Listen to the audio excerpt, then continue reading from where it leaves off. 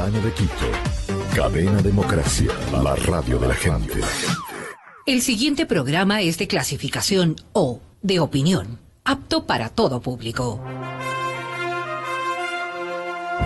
Democracia M y Democracia TV presentan Diálogos con Francisco Rocha. Diálogos. Diálogos.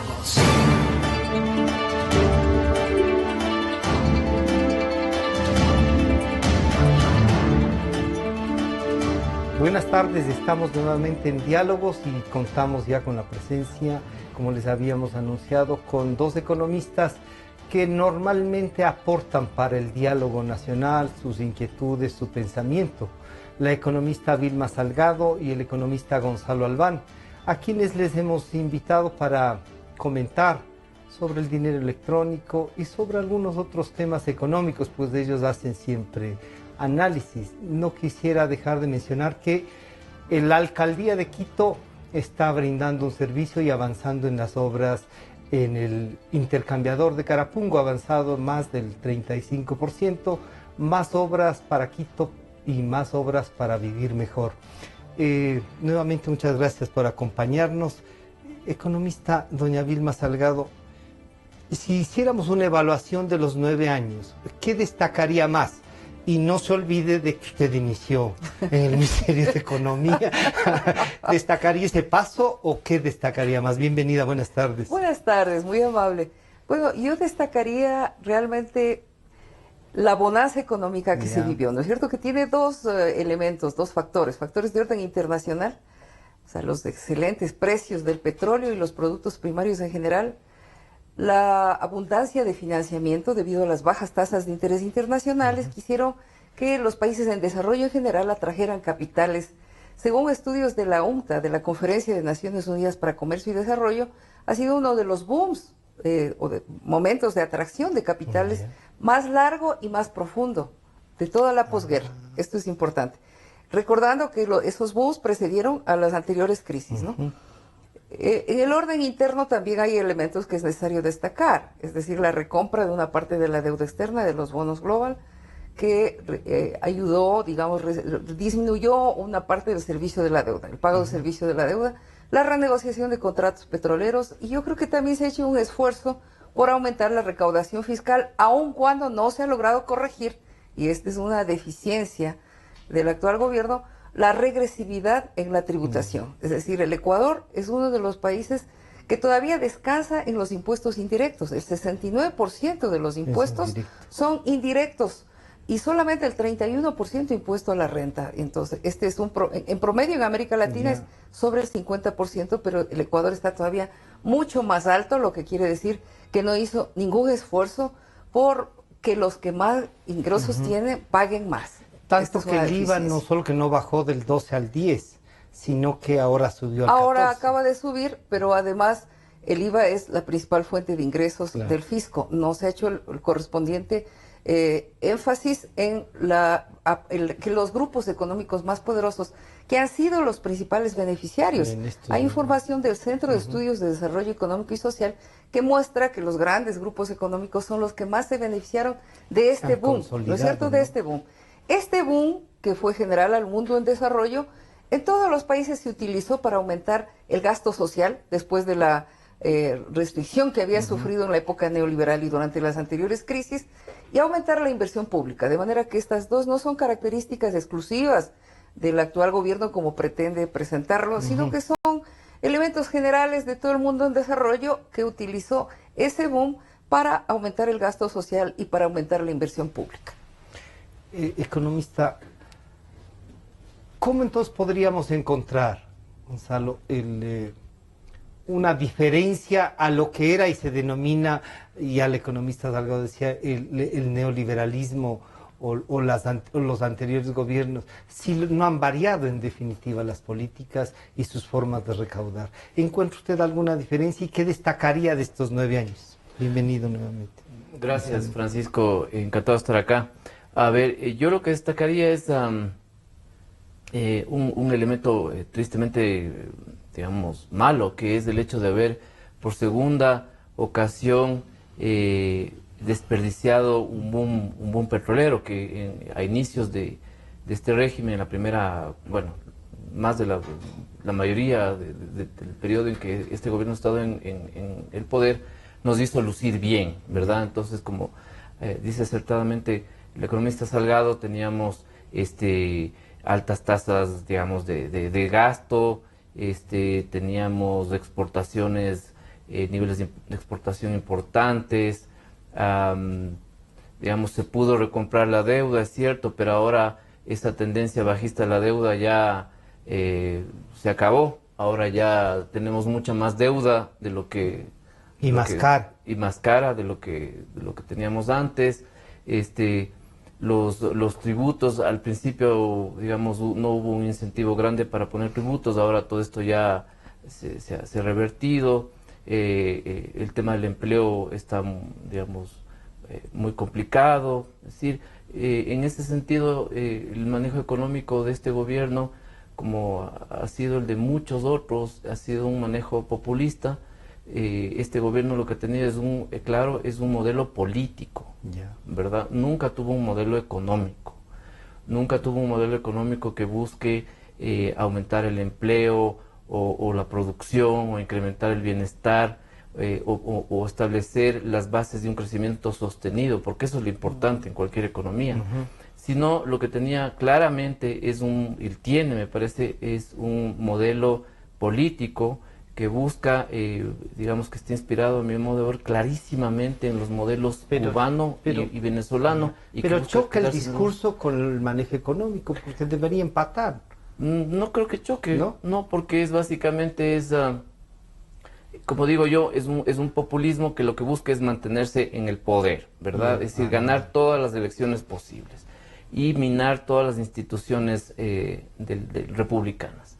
Y para eso el manejo económico es muy consistente, porque lo que ha hecho es entregar dádivas, subsidios indiscriminados, gastar dispendiosamente los recursos del Estado, es decir, comprar la complicidad o el silencio de todos los sectores de la sociedad. Ahora que se acaba el dinero, porque cae el petróleo, ese modelo, ¿no es cierto?, ese modelo económico que estaba al servicio de ese fin político comienza a hacer agua y comienzan a salir, digamos, las protestas. No es coincidencia que a partir de que cae el precio del petróleo, la popularidad del régimen comienza a caer también y que hayan más protestas. Ustedes tenían hace pocas semanas, los titulares de los diarios anunciaban huelgas de hambre de los proveedores del Estado, por ejemplo, o los trabajadores que ya están, digamos... comenzando a sentir y a tener problemas de remuneración. Entonces, eso no creo que haya, digamos, en ese sentido, una inconsistencia entre el manejo económico y político, porque más bien ha sostenido. Entonces, el populismo económico significa eso. El populismo económico es poner la economía al servicio de un modelo político. No es, el populismo económico no significa algún tipo de folclore, ¿verdad? Simplemente es porque este gobierno además se ha querido cubrir con una pátina digamos, de cientificidad. Siempre han utilizado estos términos raros sobre, no sé, el cambio de la matriz productiva, que no es sino el tema de la sustitución de importaciones que fue que la CEPAL ya lo trató hace 50 años. Claro. Sí. Entonces, no le veo ningún cambio de sentido. Doña Vilma, usted pasó rápidamente, decíamos, ¿no? Y yo le diría, ¿se dio cuenta con el presidente que algo técnico, algo más o menos sustentable iba a pasar y por eso no fue compatible su presencia en el gabinete? Mire, yo creo que no fue compatible porque yo entré haciendo propuestas, ¿no es cierto? Y una propuesta fundamental era impulsar políticas de seguridad y soberanía alimentaria, porque yo creo profundamente en que es necesario generar producción y empleo. O sea, el eje de la política económica y la diferencia fundamental que se habría marcado con el neoliberalismo es si es que este gobierno tenía capacidad de poner en operación políticas para fomentar la producción y el empleo, porque es el problema estructural más profundo del Ecuador.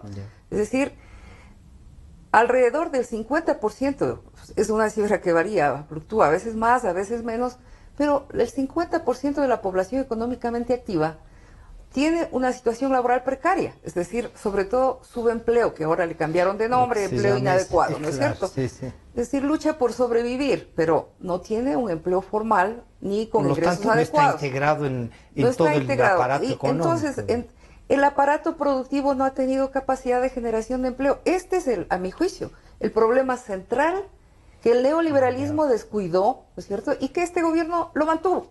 Es decir, no tuvo política de producción y empleo.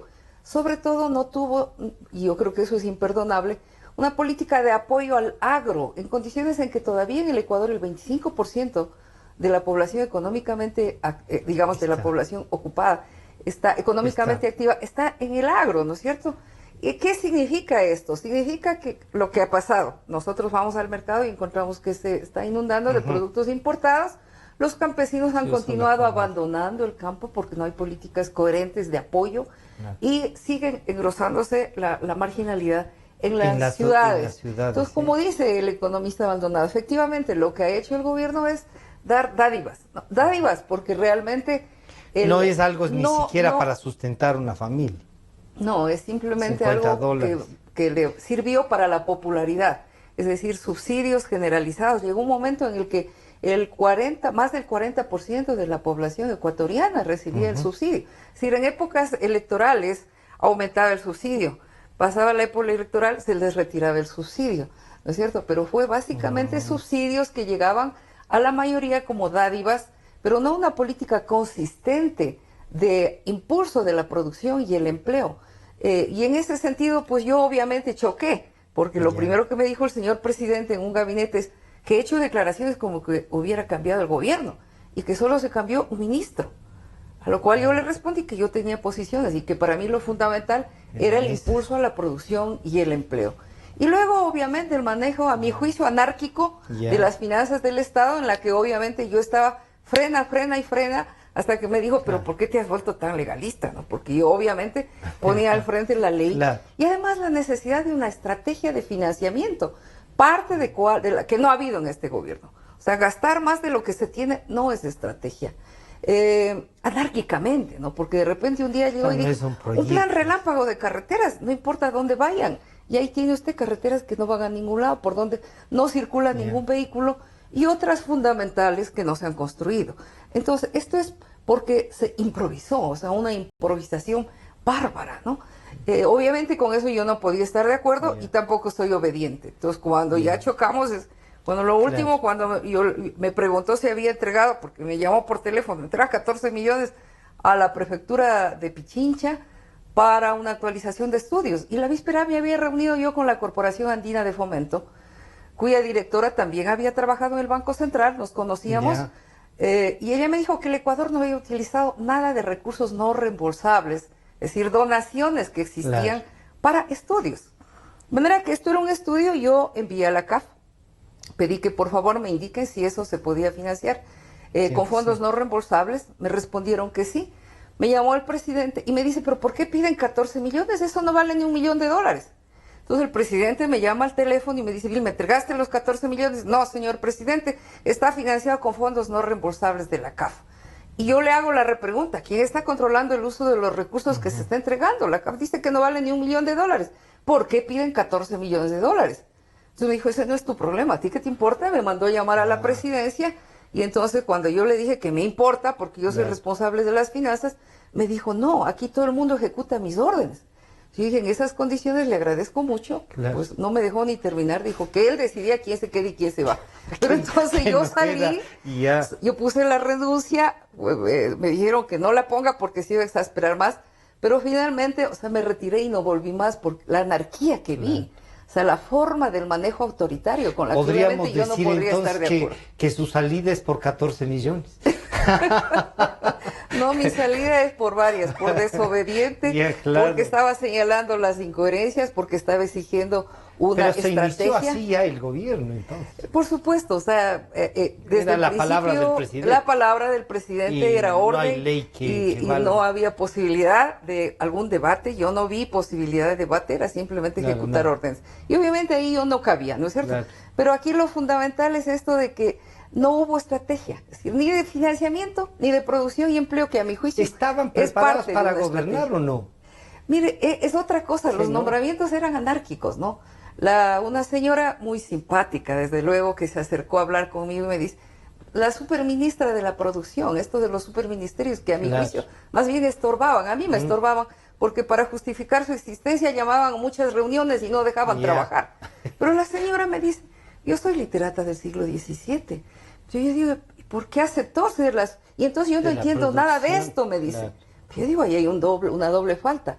Ella que acepta y el que le nombra. Es decir, ¿cuál es el criterio que tiene sobre la producción? Pues que nombra una literata como la superministra, ¿no? Gonzalo, capaz que nos regresaron al siglo XVII.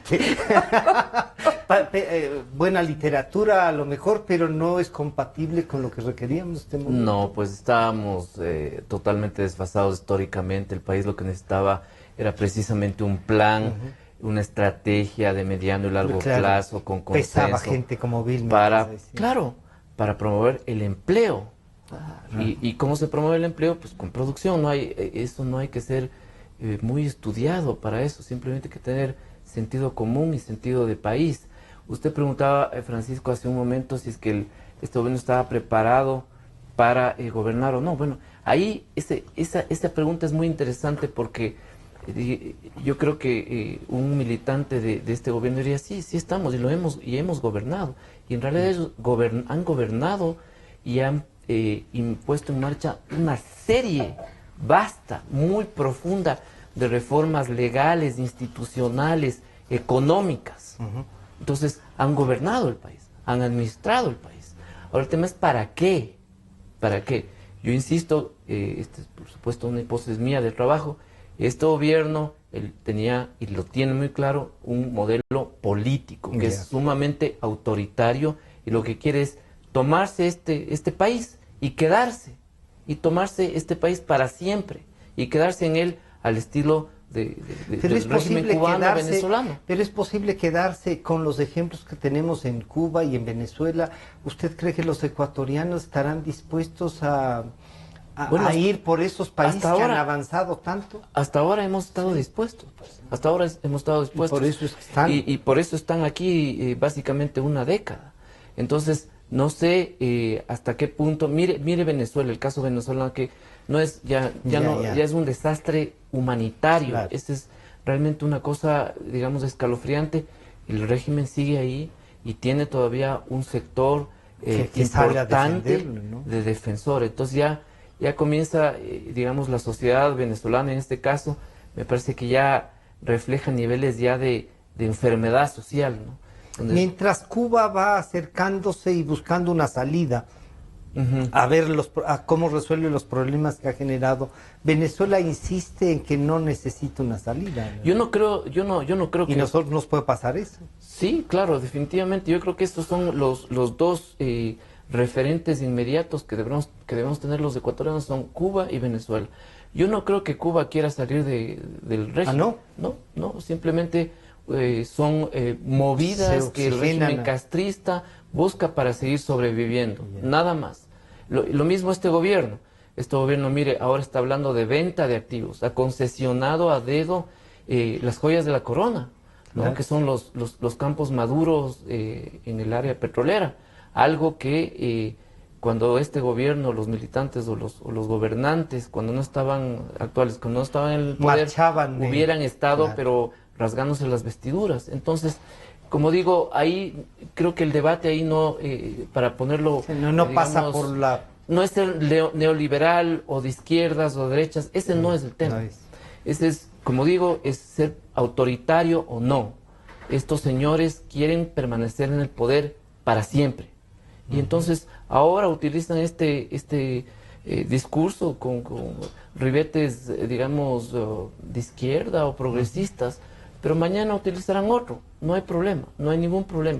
Cuba hace años, no me acuerdo exactamente cuándo fue, les dio los dólares a sus ciudadanos, permitió que comiencen a tener dólares, pero cuando vio que esa movida, esa decisión de política económica les daba autonomía económica y financiera, les quitó. ¿Por qué? Porque no les interesa tener ciudadanos, pues a los que les interesa tener borregos, esclavos. Aquí nos puede pasar lo mismo. Si es que no se reacciona a tiempo, ¿será? Sí, pues si es que no hacemos algo en las elecciones, por supuesto. Antes de irnos a un corte, les quiero preguntar a los dos. Vilma, ¿usted es militante socialista o ya no el Partido Socialista como estaba entre los que están en el gobierno y los que están fuera? Pero no ha dejado de pensar en el tema socialista, ¿no es cierto? A ver, no, realmente, mire, fíjese que yo no he sido nunca militante del Partido Socialista. Yo estaba seguro porque incluso el Partido Socialista le iba a ser candidata, el Partido Socialista me auspició, ya. ¿no es cierto? Sí, sí, hay una relación casi familiar. Mi hermano Manuel, claro, fue candidato a la presidencia. Él se ha sido siempre militante del Partido Socialista, ¿no? Por esa razón, digamos que yo les conozco a la mayoría de militantes. Y la auspiciaron en esa condición. Me auspiciaron cuando el mismo Partido Socialista me sugirió que participe como candidata para defenderme de la cantidad de juicios que me siguieron como resultado de la AGD, ¿no es cierto? Juicios que, por cierto, hasta ahora tengo todavía 3. Tenemos que hacer un programa sobre eso para ver qué pasó con eso. Para ver en qué paró, sí, claro, sí, por supuesto. Pero en todo caso, solo lo que quiero manifestarles es que, o sea, yo tengo sentimiento social, preocupación social, pero yo no coincido con el pensamiento ni estatista, ni el socialismo del siglo pasado, y ahora que el socialismo del siglo XXI no se sabe qué mismo es, ¿no es cierto? Porque yo sí creo que hay una sarta de incoherencias, incluso en las propias leyes. Las declaraciones de principios no coinciden con luego lo que realmente, con las decisiones que toman. Sí hay una incoherencia entre el discurso y la práctica. Hay una incoherencia tan grande que los principales beneficiarios han sido los 110 grupos económicos más grandes. Y 9 que se han consolidado. El 2% más rico de la población paga menos impuestos que el promedio de la región de América Latina. Entonces, eso es una incoherencia total entre lo que plantean, incluso se habla de revolución, ¿no es cierto?, ciudadana, y lo que realmente han hecho. Pues lo que han hecho es efectivamente un populismo en el que han repartido dádivas, pero sin corregir ni atacar los problemas estructurales de fondo. Sin buscar en realidad el avance de todos, ¿no? Exacto, sin un atacar el problema fundamental, que es el problema de la producción y el empleo, y que es indispensable tener una estrategia. Claro, tampoco se puede decir que en el pasado hubo una estrategia y ese es nuestro déficit. El neoliberalismo tampoco se planteó como neoliberal mismo. El neoliberalismo no puso atención en la producción y el empleo. Y este gobierno mantuvo las estructuras, tanto del neoliberalismo como las del capitalismo. Lo que pasa es que tuvo más dinero y lo aventó, ¿no? Gonzalo. A mí me parece que es importante que los ecuatorianos, los líderes de opinión como usted, economista Salgado, como usted, Francisco, intentemos dejar de lado el debate ideológico. Yo creo que, por ejemplo, el hecho de que usted no esté afiliado, tenga simpatías con el Partido Socialista, me parece estupendo. Es un partido absolutamente, digamos, meritorio, legítimo, respetable. Lo importante no es estar, digamos, en un determinado... En un nivel ideológico. Político, exacto, sino ser demócratas. Eso creo que es lo importante.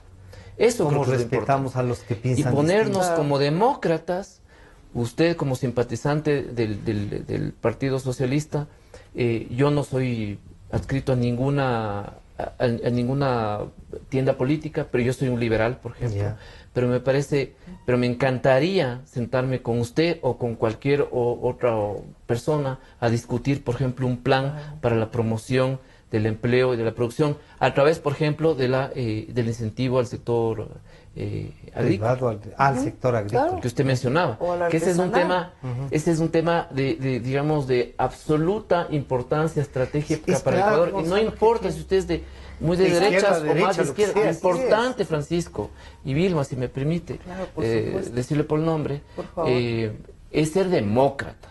Eso es lo importante. Tener la convicción de que todos los problemas económicos y sociales que son muy graves en el Ecuador, como la desigualdad, que eso es una vergüenza para cualquier ecuatoriano, que sigamos viviendo en desigualdad, y con esos problemas pueden ser resueltos conversando y usando la razón. O sea, base para ponernos de acuerdo tenemos, ¿no es cierto? Así es. Pero, Gonzalo, ahí hay una cosa que uno diría,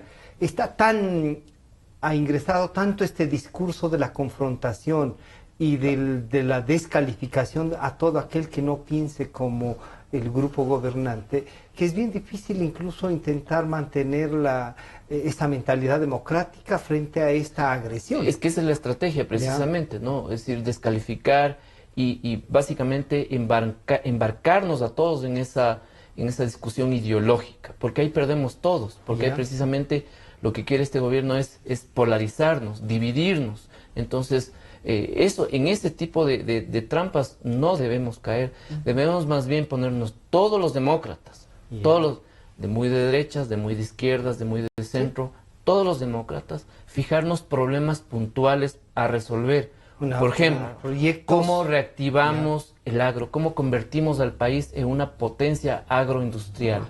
Yo creo que en eso estamos todos de acuerdo. Pero no importa si uno es de izquierdas o de derechas. Somos una potencia mundial. Bueno, pero la realidad está ahí. ¿Qué es lo que exportamos, aparte de petróleo? Además, ¿con qué productividad, no? ¿Con qué niveles de productividad? Vamos a irnos a un corte y volvemos a conversar con el economista Gonzalo Maldonado y la economista Vilma Salgado. Se sigue construyendo el intercambiador de la avenida Granados, la alcaldía de Quito, más obras para vivir mejor. Enseguida volvemos. En un momento regresamos con Diálogos por Democracia M y Democracia TV. Inicio del espacio publicitario. Unámonos a ser parte del programa Padrinos Solidarios, una iniciativa en la que tú, desde cualquier lugar del país o el mundo, puedes acompañar a un niño afectado por el terremoto. Padrinos Solidarios consiste en una ayuda transparente para cubrir necesidades básicas, creando lazos entre los niños y sus padrinos, apoyando así a los afectados más vulnerables. Para más información ingrese a la página www.padrinosolidarios.com. Contamos contigo. Este es un aporte social de esta emisora. Fin del espacio publicitario. Sentimos lo que la gente siente, amor, desamor, alegrías inmensas. Decimos lo que la gente quiere, pasión, discusión, democráticamente, democracia, la radio de la gente. Democráticamente, la radio de la gente. Democracia, la radio de la gente. Democracia. Desde el Distrito Metropolitano de Quito, Cadena Democracia, la radio de la gente. Francisco Rocha está de vuelta con Diálogos por Democracia M y Democracia TV.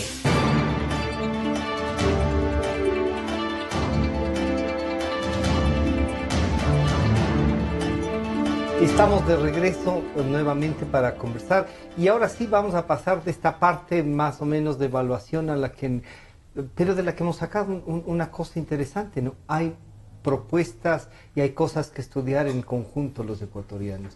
La economista Vilma Salgado y el economista Gonzalo Albán son nuestros invitados.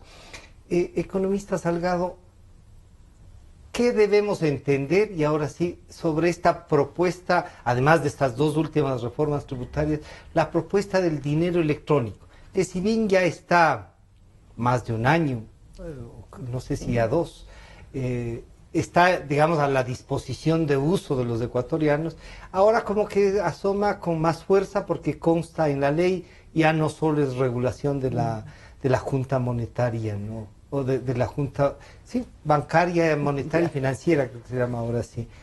Bueno, mire, yo sobre eso? ahí veo que el dinero electrónico, así como está diseñado, es simplemente el equivalente de una tarjeta de débito. ¿Por qué? Porque el ecuatoriano que tenga interés en utilizar este sistema debe depositar previamente los dólares en el Banco Central y eso le cargan en su celular. Entonces, en lugar de que le den la tarjetita como le dé el banco, le registran electrónicamente en el celular. Es todo lo que es. A mí lo que me preocupa es esa reacción tan virulenta que se ha producido por parte del sistema financiero privado. Sí, yo creo que aquí, nuevamente, hay temas en los que debemos sentarnos tranquilamente y ponernos de acuerdo como nación. Es decir, como nación tenemos ahorita un problema gravísimo que es la crisis. Una crisis que tiene un componente de iliquidez. ¿Por qué iliquidez? Porque cayeron los precios de los productos primarios cayó el precio del petróleo. El petróleo es aproximadamente el 50% de las exportaciones. Entonces hay menos ingreso de liquidez a la economía, Claro. ¿no es cierto? Entonces, en esas condiciones tenemos que encontrar un mecanismo de dar liquidez a la economía. ¿Y usted considera que sí este dinero electrónico? El dinero electrónico yo creo que es solo una tarjeta de débito, ni siquiera llega a ser una tarjeta entonces, de crédito, que es lo claro. que debería ser. Esta disputa entre si debe manejar el Banco Central o no debe manejar, o sea, yo sí quisiera recordar elementos históricos, ¿no? Yo quisiera recordar, por ejemplo, que en la Edad Media los señores feudales imponían la moneda. Bueno, soy profesora de Sistema Monetario y Ya. Financiero Internacional, estudié una maestría en Finanzas y Desarrollo en Francia con una beca del Banco Central, entonces eso es un tema que lo manejo, Capaz digamos. que entonces en francés sí se entiende como el presidente. A ver, aquí lo que creo realmente es que no veo por qué la banca privada le parece Está bien que ellos lo preocupada. puedan manejar, porque la Ya. banca privada dice, pásennos el sistema y nosotros lo manejamos. Yo lo que diría es, no se peleen por el sistema, manejen los dos. Los dos. Sí, manejen los dos, ¿no? Hay una Porque pregunta, necesitamos- una pregunta y es, Sí. pero cuando usted va a sacar plata del sistema financiero para ir a abrir otra cuenta en el Banco Central, que no es que tiene agencias en todas las provincias ni cosas por el Así es. estilo, usted está sacándole plata al sistema financiero, la misma plata, y va a aumentar un fondo en una cuenta en el Banco Central que no sabemos qué va a hacer el Banco Central. Es decir, nuevamente, seguimos estando dentro del mismo país. Si usted Ya. cogiera ese dinero y lo sacara fuera del territorio nacional, como hacen los 125 grupos más Sí, poderosos del país, de acuerdo con información del SRI, que tienen acciones en los paraísos fiscales, estamos Ya. hablando de otra cosa. Está quitando liquidez. Pero si está moviendo de un bolsillo al otro, de un lado al otro, de la misma economía, para darle mayor impulso a alguna actividad. Es decir, el dinero, a mi juicio, es un instrumento. Claro. Es decir, es más. Pero más es que es aún, un y medio de importante. pago.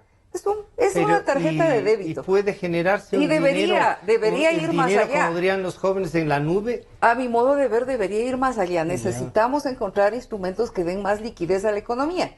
Yo, por ejemplo, propondría, ponga en circulación los bonos del Estado, pero para dar crédito. Bonos del Estado de $2 o de $10 o de $20. Póngalos en circulación de crédito. Porque tenemos en este momento una catástrofe nacional, ¿no es cierto? El terremoto y sus efectos. Y tenemos los la dos crisis. impuestos. Es decir, aquí hay dos tipos de Son otra damnificados. catástrofe. Los damnificados por el terremoto, Ya. los damnificados por el manejo de la economía y la crisis. Entonces aquí necesitamos eso, un plan, una estrategia. Pero, por ejemplo, yo no estoy de acuerdo con quienes plantean que la única estrategia sea fiscal. Es decir, reduzca el gasto y vamos a pasar de una recesión a una depresión. Cierto que hay que reestructurar el gasto público, ¿no es cierto? Hay que eliminar todo ese gasto infructuoso, bárbaro que está por ahí, obviamente. Pero también hay que corregir los ingresos. ¿Qué pasó con los 110 grupos económicos que se beneficiaron y que no pagan impuesto a la renta? Pero es que esa ya es responsabilidad del gobierno también, Bueno, no es de pero todo. también ¿Por los qué ciudadanos vamos a podemos pagar los presionar. ciudadanos? No tenemos por qué pagar los Y nos ciudadanos están pasando la cuando se factura. beneficiaron los 110 grupos económicos. Entonces, el gobierno tiene que tener la capacidad de decir, señores, van a pagar más. Pero al mismo tiempo es hora de organizar la producción. A mi juicio, mientras más rápido corrijamos esta bárbara deficiencia, debemos evitar que la población sufra, porque todo lo que están ofreciendo los que tienen todavía el pensamiento manejan, neoliberal puro ya. y que se manejan solamente por el análisis del las gasto cifras, público, ya. ¿no es cierto? Dicen, hay que, medidas dolorosas, reducir el gasto público. Eso va a significar desemplear masivamente, quitar subsidios, es decir, pasar el costo de la crisis a los más pobres. Gonzalo, visto así, el dinero electrónico es un medio de pago y listo. Pero un medio de pago que, desde mi punto de vista, ustedes son los economistas, y yo cuando hago análisis me meto también en el mundo de los economistas, pero es restarle plata al sistema financiero y manejarlo. Dice Vilma que no, que sí se dinamiza la economía. A ver, con este sistema, ¿no es cierto? No aumenta ni disminuye la liquidez, Ya. Así es. pero no aumenta tampoco. No cambia la liquidez. La liquidez está ahí. total que existe en el país son 40.000 millones de dólares. Y eso es. Si se quiere aumentar eso, deberíamos exportar más o tener flujos de inversión mayores. ¿Qué es lo que ha hecho el gobierno para, digamos, paliar esta crisis de liquidez? ¿no es cierto?, endeudarnos. Eso es, como dice, más riesgoso. Pan para hoy, mucha hambre para mañana. Es una política irresponsable. Entonces, ahora que se ha debatido tanto esta propuesta de esta plataforma de pagos. En efecto, tal como está planteada, funciona como una tarjeta de débito. Entonces, si tiene plata, gasta, si no, sí, no. Entonces, pero ¿y el que mire, le deposita la plata? Si me permite. Claro. Primero, si es que ya existe este sistema, ¿por qué entonces replicarlo con el Banco Central? No entiendo por qué. Uno. Dos, no es que digamos, los bancos están irritados. A propósito, yo no hablo por los bancos, yo soy una lista independiente, pero los bancos no están irritados porque se les está quitando un negocio. Ese negocio ya lo tiene. Teléfonos. También con los teléfonos. Hoy por hoy, usted, teléfono, cualquiera inteligente que tienen los bancos grandes, y usted puede hacer consultas de saldos, transferencias, pagos recurrentes. Exactamente lo mismo que le está ofreciendo el Banco Central. Automático, igualito, con la misma plataforma, la misma tecnología que se llama USSD. Entonces los bancos ya tienen, hace 2 años y pico, ya tienen ese tema, no es que se le está quitando. Entonces, ¿por qué este asunto? ¿Por qué la desconfianza? Porque hay una crisis fiscal absolutamente grave en el país. El Banco Central está prestando dinero al Ejecutivo y entonces... Y de plata que no es de él. Que solo administra la cuenta. Claro, entonces, ¿cómo es que es por lo menos, por decirlo menos, no es conveniente que salga el Banco Central y diga, señor, usted deme su dinero, yo le guardo aquí? Es lo mismo que es tener en los bancos privados. Incluso el presidente dijo, es mejor incluso. Entonces yo no sé si ese es un comentario que genera pánico financiero, pero bueno, dice él, es mejor incluso tener en el Banco Central. Listo. Pero ¿qué va a hacer con ese dinero si no hay transparencia en los balances del Banco Central? La duda pasa porque eso puede ser que en unos casos sería monetizado y en estos casos la duda es que el Banco Central bonificados. No. La duda es que el Banco Central tome ese dinero y le preste al Ejecutivo. El crédito neto del Banco Central al Ejecutivo suma ahora unos $1.800 millones en positivo. Antes era negativo. Antes era negativo. No había. Antes el Ejecutivo tenía depósitos en el Banco Central. Ahora es al revés.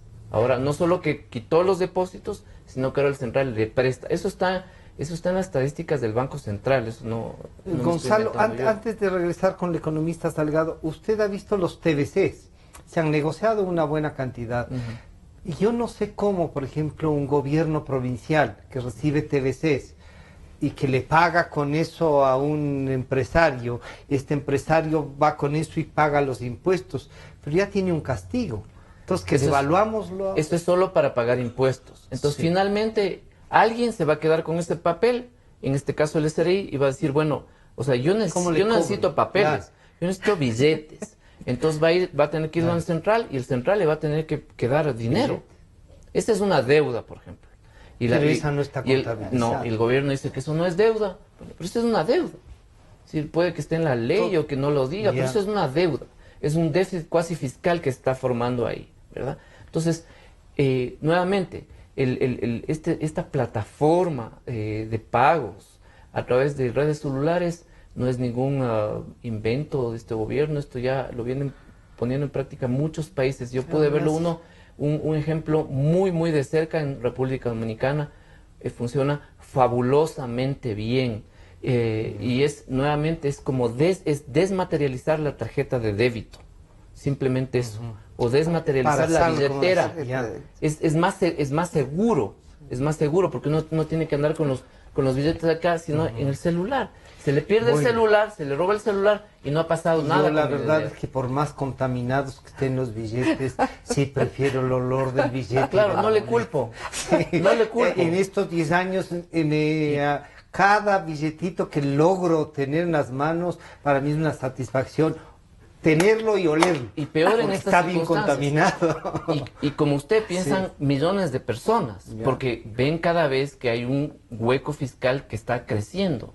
Entonces eso genera incertidumbre. Por eso es lo que la gente ha tomado sus depósitos a plazo o a la vista y los ha transformado monetizado, en ya. efectivo, ¿verdad? Este es el grave problema que tiene el Ecuador. Y yo por eso sí, digamos, simpatizo con el objetivo que tiene el gobierno. Y si yo quiero aumentar la velocidad de circulación del dinero. Yeah. ¿Qué significa eso? Significa básicamente que la gente saque menos billetes y deje más plata en los bancos. Eso está bien, eso es correcto, pero las medidas que está tomando no son conducentes hacia ese objetivo. Entonces, esa inconsistencia es lo que genera incertidumbre, lo que genera finalmente peores resultados de los que se quiere. Aquí hay dos cosas que terminamos de descubrir. Que usted en francés se entiende muy bien con el presidente y que a usted algunas políticas sí le gustan. No, a ver, no, mire, y ahí decían los certificados. Hay un tema, ¿no? Hay un tema que es gravísimo en este momento y que no lo estamos mencionando, que es el tema de la revalorización del dólar en los mercados financieros internacionales. Sí. Es un tema que otra vez nosotros no controlamos.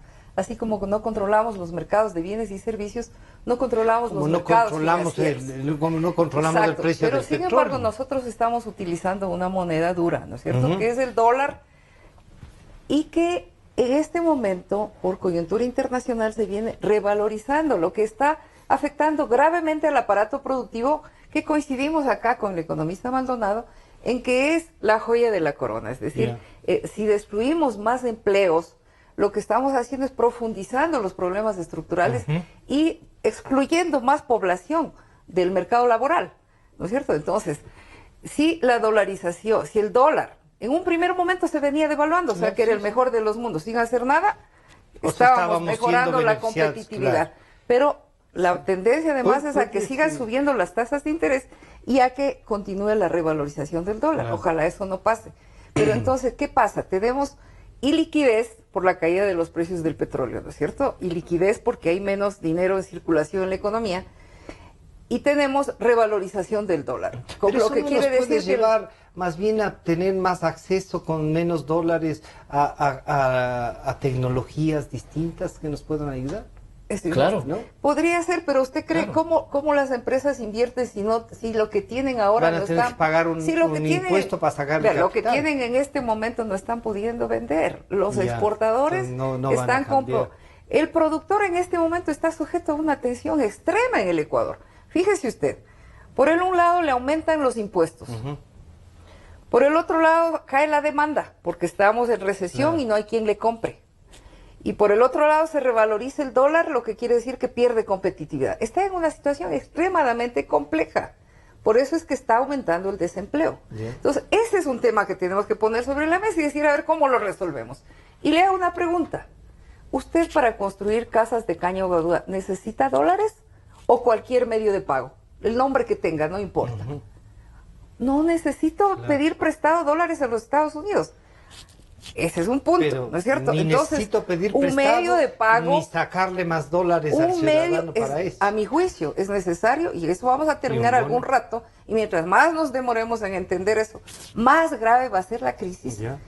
Porque, si el dólar nos es escaso... Pero cuando usted me habla de los bonos... Un medio de pago alternativo. Se me va la memoria a la Argentina esta de los patacones y ahí sí estamos asustados. ¿Pero por qué lo hizo Argentina eso? Porque ese fue el resultado a lo que llegó. Casi peor que es decir, porque fue inviable mantener la convertibilidad. Es decir, por lo mismo, porque no podía mantener, porque no tenía los dólares para hacerlos convertibles.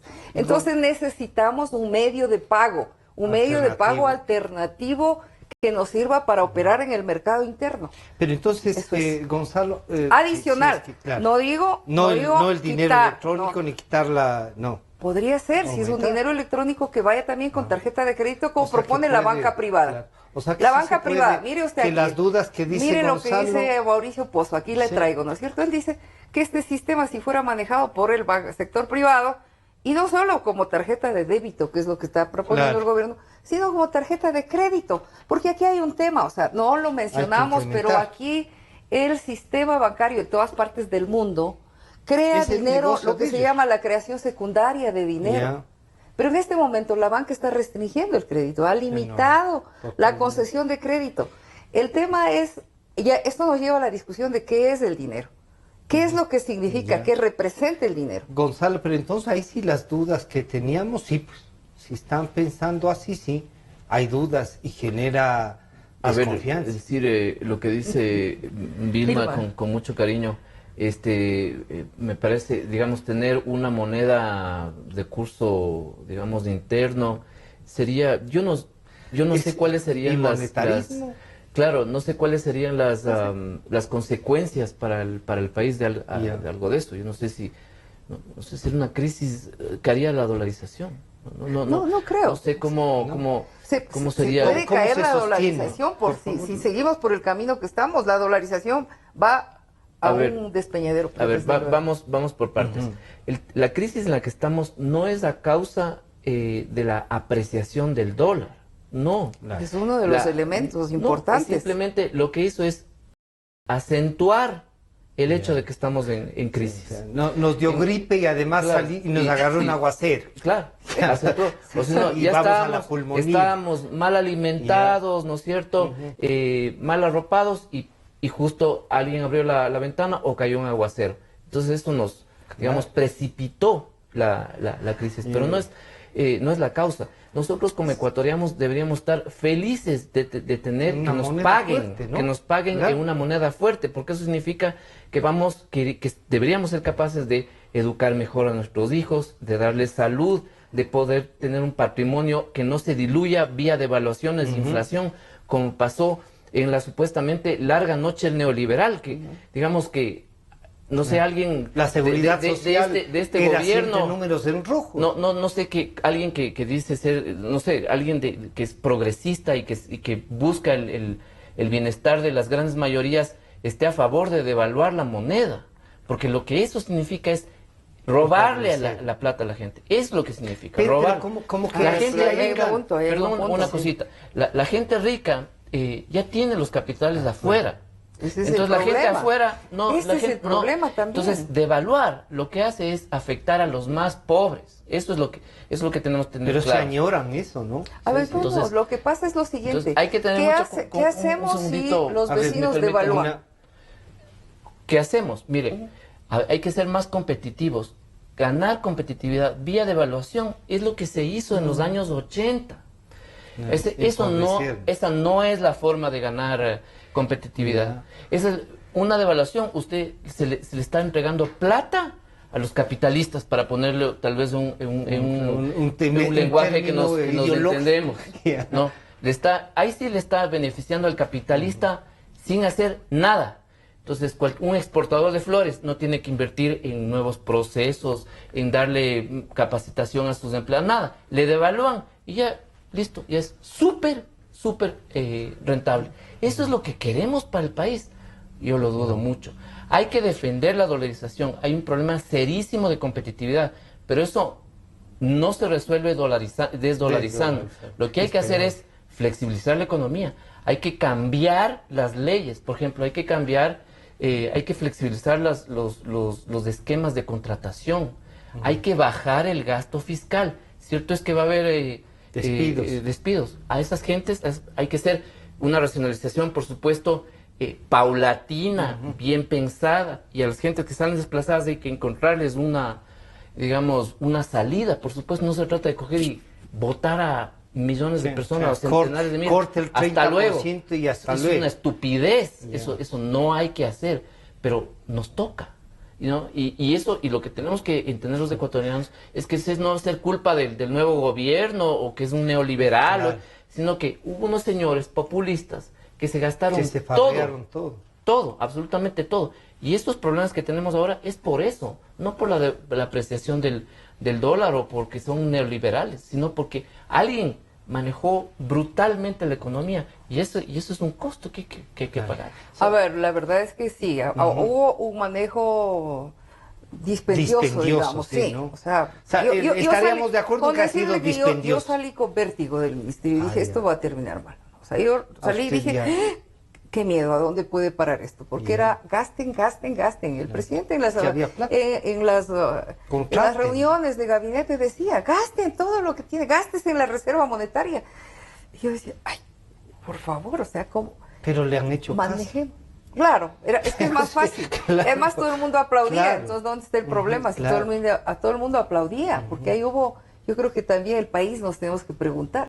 Todos aplaudían, todo viajar, a comprar fuera, es decir, la fiesta, ¿no es cierto? Sí. A ver, ahora llegamos a un punto en el que ya... La resaca no da más, en el que no fue posible. Se creían que tal vez los precios del petróleo iban a seguir subiendo, iban a llegar, no sé, a $150 o algo así. Y resulta que no tomamos en cuenta los riesgos. Pero llegamos a un punto en el que el país vecino devalúa Colombia en promedio 50 o 60%, su moneda. La devaluación monetaria se llamó siempre la política de empobrecer al vecino. Porque ¿qué es lo que pasa? Lo que estamos viendo. ¿Por qué los ecuatorianos van, según leo en la prensa, 30,000 vehículos los fines de semana de compras a Colombia y de compras a Perú? Y todo eso que están comprando afuera quiere decir que el que vende adentro no está pudiendo vender. Y ese que vende adentro, pues está en recesión. ¿No es cierto? Vea las fronteras. Pero es que también es injusto, pese a que las salvaguardas le ponen... También es injusto que usted tenga que pagar una camisa a $40 donde los vecinos está a 15. Claro, pero ¿por qué está a $40 aquí, no es cierto? Y claro, y veamos cuál es el salario en los dos países en dólares. No solamente el salario. ¿Qué quieren bajar los salarios? No, pero es que ahí viene el punto, ¿no? Se compara el salario. El salario aumentó, ¿cierto? Porque había caído a niveles insostenibles. Pero el problema más grande es que todos los costos se encarecieron por la revalorización. Porque el de abajo devaluó y entonces todos los costos se redujeron. ¿No es cierto? Y nos quedamos fuera del mercado. Entonces la pregunta es, ¿cómo vamos a hacer? Yo estoy de acuerdo en que ojalá se pueda mantener la estabilidad.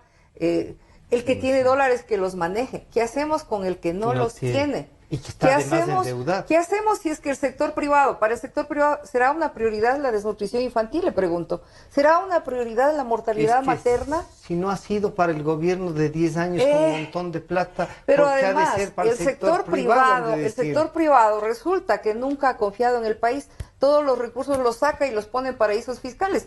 Se beneficia del auge, pero no viene a invertir en el momento de la crisis. ¿Dónde está esa inversión? Pero Vilma, ¿dónde ¿no están será los que tiene se la misma desconfianza? No, lo que pasa es que no tienen un compromiso. Es decir, no le apuesta, no tienen un compromiso con la nación. Y aquí es donde hay una falencia del gobierno, porque debió haberles aplicado impuesto a la renta progresivo y no permitirles que además tengan ganancias extraordinarias y que las puedan colocar fuera del territorio nacional. Gonzalo, ganancias extraordinarias, por ejemplo, los capitalistas pudieran obtener devaluando, si se devaluara la moneda. Acuérdese usted, Vilma, Francisco, en los años 80 y 90, el director ejecutivo de FEXPORT, lo único que decía era devalúen. El gobierno devalúa, no, muy poco. Falta devaluar, muy poco. Se devalúa y había inflación, muy poco. Esa sí es una política perversa. Esa sí es una política perversa de concentración de la riqueza, de afectación a los sectores más pobres y más desprotegidos del país. El dólar lo que ha permitido es darle un ingreso sostenible, una capacidad de compra sostenible, sobre todo a los más pobres. Antes, ¿quién invertía en dólares, pues? ¿Quién invertía en dólares? Solo que tenía un excedente. Solo los millonarios. Ahora, todos, unos pocos, otros más, todos tenemos acceso. No es porque uno sea pro-yanqui, es porque es una moneda dura. Por eso es importante y eso hay que defenderle. Y yo he dicho que además tuvo la habilidad de sacarle de la política diaria nuestra, que tiene sus altibajos, de sacarle, pero vemos que no le ha sacado mucho. Pero ahora quieren meterle, pues, nuevamente. La pregunta que yo le hago aquí es cómo va a mantener la dolarización, ¿no es cierto? Si no hay producción. Si es que no hay si es que vamos a ir a una recesión profunda. Entonces yo lo que digo es, el que tiene dólares que los siga teniendo. Mi preocupación es para el que no los tiene. Esa es mi preocupación. Pero ¿cómo entonces para el que no tiene, para el que va a perder el empleo. ¿Qué va a pasar con el que pierde el empleo? ¿Quién quisiera no tener dólares? ¿Quién quisiera regalar? No sé, ¿a quién de ustedes les gustaría que no le paguen en dólares por su trabajo? A mí no. No, pero A mí si no. no tiene trabajo, A mí no. si pierde el trabajo. No, pues, a ver. A ver, ¿qué va a hacer? ¿Qué va a hacer con las empresas? ¿Qué va a hacer con las empresas que usted están está diciendo, quebrando? para no perder el trabajo, mejor le pago Lo que No, quiera. no, en es cualquier que, cosa. Es que tiene que resolver el problema de la pérdida de competitividad de las Ya. empresas. Pero yo le es digo el cómo. problema está ahí. Pero de eso no es... La Dice competitividad usted invirtiendo más. la ¿Cómo va a invertir competitividad más? de una Dígame economía usted un exportador. ¿Cómo va a invertir más si resuelve no tiene? devaluando. No. No se resuelve devaluando. ¿Cómo va a invertir más un exportador si en este Yo le momento digo. no está vendiendo? Yo A le ver, digo, ¿cómo? Gonzalo. Contésteme, ¿cómo lo hace? Le digo, hay que flexibilizar los esquemas de contratación laboral. Por ejemplo, hay un exportador, hay estacionalidades, ¿no es cierto? Necesita los florícolas en el Día de la Madre y en el Día de San Valentín, contratan a más gente.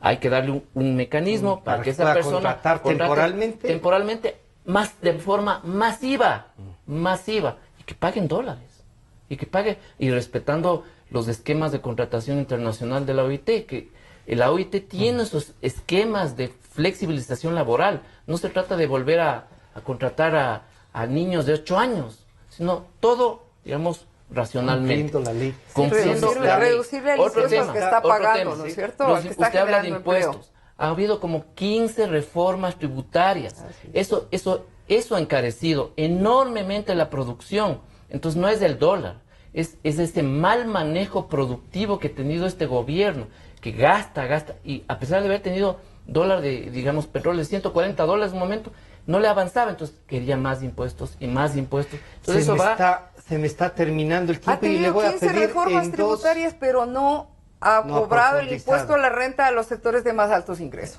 ha hecho todo mal. Entonces. Ya. Pero de eso nuevamente no tiene la culpa el dólar. Claro. Eso no es la culpa. No, ya. No se resuelve desdolarizando. Usted puede mañana desdolarizar. Usted va a tener un tipo de cambio muy, muy alto. Yo como Pero exportador, nadie ha hablado feliz. de desdolarizarnos. Feliz. Usted trajo No. esa palabra acá. El rato... No, pero Yo es no que hablaba- el yo rato estoy que hablando aplica. de Vilma, poner querida Vilma. mecanismos adicionales. Querida Vilma, explíqueme, por favor, de qué manera no se desdolariza si usted tiene bimonetarismo. ¿Cómo es que no se produce eso? No, porque yo utilizo mecanismos como el que está pidiendo la banca privada que le permitan utilizar también el dinero electrónico con esta tecnología, que es una tecnología adicional, nada más, Pero ¿no es usted dice cierto? con una moneda de curso Claro. interno. Es una tecnología adicional, pero además sí tiene Pero que con una crearse moneda de curso interno. No, estoy hablando de la misma... Pero cuando le da créditos, el mismo Vilma, dinero con electrónico. bonos, cuando usted decía darle crédito con bonos, o sea, el y que ahí, no- el ahí que es donde no- yo le decía, es el patacón argentino. Mire, Y el va a patacón costar, y ese sí argentino, se va ¿por a qué lo devaluar. pusieron el patacón argentino? Porque no tenían con qué pagar los sueldos las municipalidades. Cuando no tenían con qué pagar Y los cada sueldos. uno lanzó A ver, su una opción sería decir, señores, váyanse a su casita porque no tengo para pagar. Otra opción es decir, les voy a dar un pagaré. ¿No es cierto? Un pagaré hasta que me llegue el dinero del Ministerio de Finanzas Claro. y le pagamos a la señora de la tienda de la esquina que les va a proveer. Eso es lo que le llamaron el patacón. Claro, lo ¿no es que cierto? pasa es que cuando usted iba con uno de 100, Pero- les recibían en 60 pero, y, bueno, pero y tenemos- sus ingresos se habían a lo- devaluado en el 40%. Exacto, pero peor es que Ese le es hubieran como mandado devaluar al 100%, al si le decían, señor, váyase a su casa. Les ahí pido para estamos. culminar este diálogo que es buenazo, ¿qué deberíamos discutir con los candidatos, Gonzalo? A ver, En este tema. deberíamos abandonar el debate ideológico. Ya. Esto de usted es de izquierdas, yo soy de derechas, yo soy neoliberal, usted es comunista, no sé. Eso, mire, No, ya dijo eso- que no. Ya dijo Mira, que no. es que eso es, entrar en eso sí es, Sí, no sería un tiene. error gravísimo. Lo Ya. importante es tengamos un diálogo entre demócratas. No me Ya. importa el signo, si usted es de cualquier partido o tienda política y si no es adscrita a ningún movimiento político, no interesa. Lo que interesa es ser demócratas y recuperar las instituciones democráticas de este país republicanas. ¿Qué le pedimos? Y, perdón, Sí. y con último, y de ahí fijarnos puntos concretos. De Por acuerdos ejemplo, comunes. defender la dolarización yo creo que es un objetivo, debería ser un objetivo nacional. ¿Por qué? Porque eso ayuda a los más pobres, por eso. 2, deberíamos recuperar la competitividad, por supuesto, ese es un tema también de interés nacional. Después deberíamos recuperar las libertades. Si nos podemos, digamos, 5 puntos, 20 ponernos puntos, de 20. acuerdo ¿no es cierto?, en una agenda muy, muy concreta que ataque esos objetivos, yo estaríamos en otro nivel. Es decir, yo lo que pondría en la mesa es la producción y el empleo. A ver, ¿cómo hacemos para defender que en el ajuste que viene no deterioremos más la capacidad de la economía de generar empleo? ¿Cómo generar más empleo y por lo exacto, tanto... ¿cómo hacemos para mantener y mejorar el aparato productivo para generar nuevas fuentes de empleo? Eso significa levantemos una estrategia de producción para el mercado interno, para atender las necesidades del mercado interno, empezando por la necesidad de alimentación, que a mi juicio es el derecho humano fundamental para eliminar la desnutrición infantil, que es un atentado grave contra los niños, la mortalidad materna, la anemia en madres, que es un problema gravísimo que el Ecuador no cumplió entre los objetivos de desarrollo del milenio. Entonces, trabajamos con el empleo, la producción, una estrategia internacional. ¿Cómo vamos a participar en el mercado mundial, tomando en cuenta las nuevas condiciones en que funciona ese mercado? Cadenas productivas a nivel internacional, eso es un elemento. Nuevos sectores de servicios de la industria del entretenimiento en la que podemos participar. Nosotros tenemos diversidad cultural, podemos participar en industrias culturales. Entonces, hablemos de cómo nos insertamos en el mercado mundial y cómo atendemos las necesidades del mercado interno. ¿Usted participaría en que hay que defender la dolarización? Yo no está muy en eso. Yo creo que Estados Unidos es el mejor ejemplo de que la moneda dura, porque Estados Unidos, primera potencia económica mundial, el hecho de haber mantenido el dólar fuerte sin poder devaluar, porque esa era la convertibilidad del dólar en oro, acuerdo al que se llegó en Bretton Woods, a Estados Unidos le llevó al más grande déficit comercial que no ha podido corregir hasta ahora.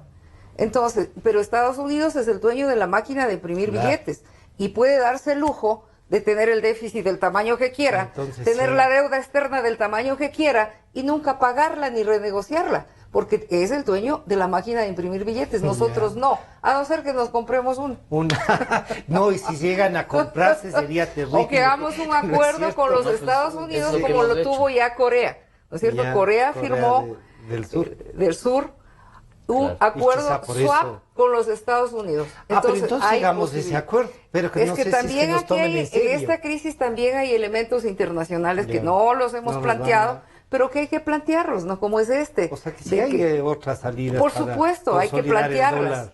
Hay que plantearlas. Por supuesto que hay salidas. Pero no, la salida no es solamente... A ver, despidan a todos los empleados públicos porque tienen que bajar el déficit a tanto. Pero yo creo que, sinceramente, Vilma, yo creo que nadie piensa eso. Sí. O sea, yo creo que los resultados de los planes de ajuste de los años 80, o sea, ya están ahí, ¿no?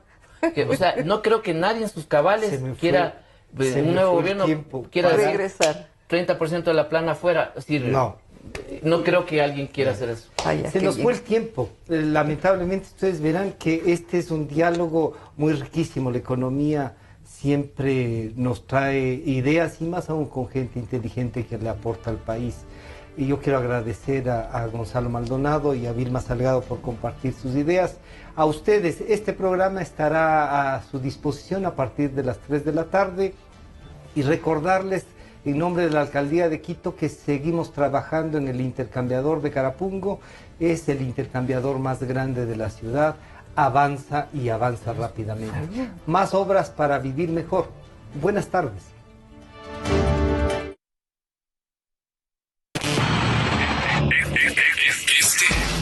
Este es tu momento.